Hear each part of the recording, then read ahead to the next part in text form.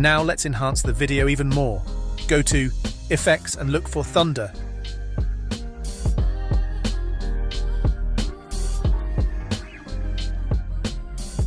And now add it like this. This is just to give you inspiration. There are a million other unique and cool effects out there. Just experiment with it.